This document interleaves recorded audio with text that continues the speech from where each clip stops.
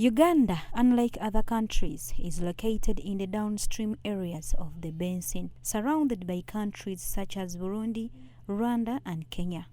Recently, Uganda has been affected by floods in areas like Kasese due to rising water levels in Lake Victoria.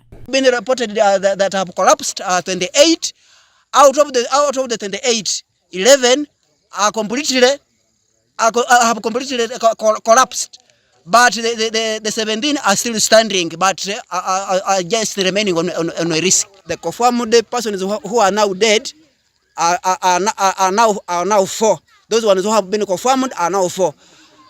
3 from Chondo village in Buyaga parish, and then 1 in Chambit village in Ibimbo parish. Today, the National Environmental Management Authority, through the Minister of Water and Environment, Honorable Sam Cheptoris, addressed issues regarding the rise in water levels. There will be more rains, other areas will have very serious drought.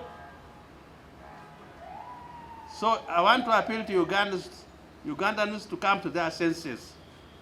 Please, these wetlands serve as storage for runoff, for excess water. These are huge tanks.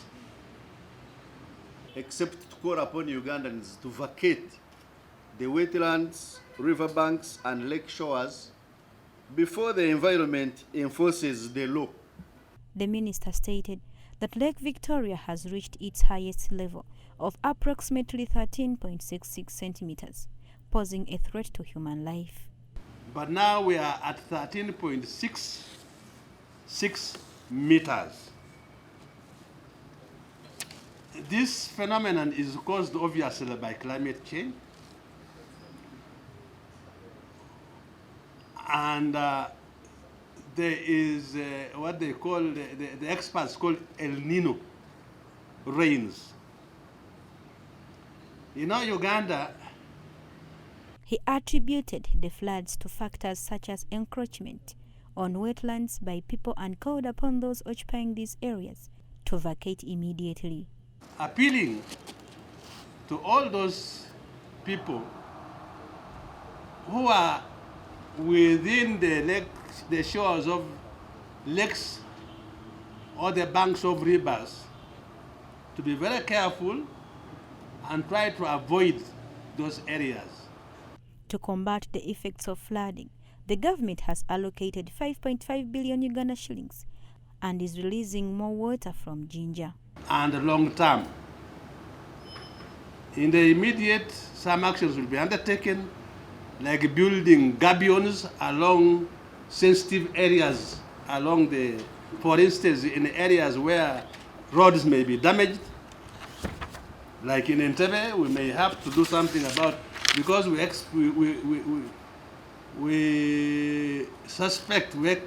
expect more rain, and therefore we have to protect some of our infrastructure by building gabions and so on.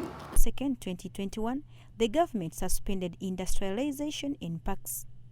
According to the executive director of NEMA, Dr. Akankwasa Barirega, only 40 personnel have been recruited to the Environmental Protection Unit. Status of formation of Environment Protection Force. Yes, we started July last year to form Environment Protection Force provision. So the process is on. We now have 40 personnel that have already been recruited. We need 2,000. So you can see we are still very far. And so we are currently relying on the support of Uganda Police Force and the Uganda People's Defense Forces for our operations. This calls for immediate action from those who have encroached on wetlands and riverbanks, including fishermen. Just in case, those who are illegally on lake shores and riverbanks, water and ourselves are coming for you. We now have enforcement both of nature but also of law. So law enforcement is going to come with nature and deal with you if you don't vacate on time. These are not jokes. The water levels are high. On June 5th, Uganda will join the rest of the world in commemorating World Environmental Day, with this year's theme being Land Restoration for Climate Resilience. The celebrations will be held in Sironko district and will include activities such as greening the city, nationwide tree planting, and verification of environmental champions, among